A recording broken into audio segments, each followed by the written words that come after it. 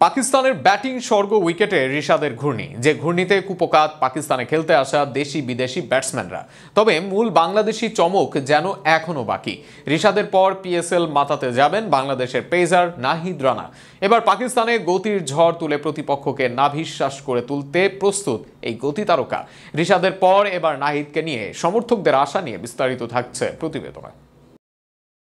পাকিস্তানি ভক্তরা তো কমেন্টই করে বসলেন, রাশিদ নয়, এখন থেকে রিশাদেই ভরসা তাদের।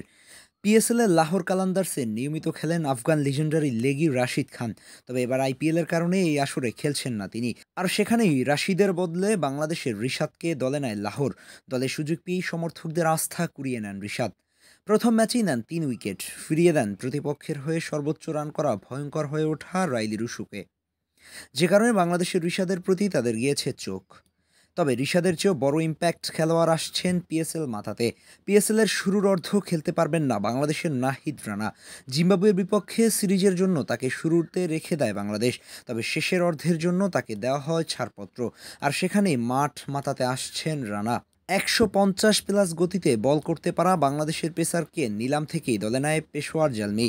টেস্টে বাবর আজমকে বারবার পরাস্ত করা রানার মুখোমুখি হতে চাননি পাকিস্তানের অধিনায়ক। যে কারণে এবার তাকে নিজের দলে করে নেন। এই মুহূর্তে রানাকে ভীষণ প্রয়োজন পেশোয়ারের। পিএসএলের শুরুর ম্যাচে পেশোয়ার হেরে যায় কোয়েটা গ্ল্যাডিয়ার্সের কাছে।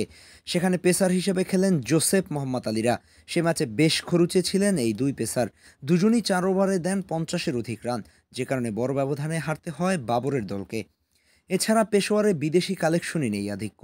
বিদেশি হিসেবে শেষ ম্যাচে ওজি ম্যাক্স ব্রান্ট ও মাইকেল ওয়ের খেলেছেন। তবে ব্যাট হাতে নিজেদের মেলে ধরতে পারেননি তারা। সেখানে রানার মতো একজনকে দলে নিতে চাইবে তারা, আর তাতে বোলিং বিভাগে আসবে ভারসাম্য। শুরুর ম্যাচে রিশাদের পারফরমেন্সের পর রানাকে নিয়ে ভরসা সমর্থকদের।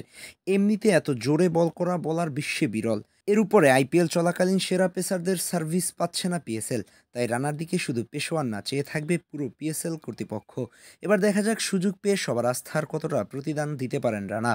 তবে বিদেশি লিগে রানাকে দেখার জন্য যেন আগ্রহ কমছেই না দেশি কোটি কোটি ক্রিকেট ভক্তদের।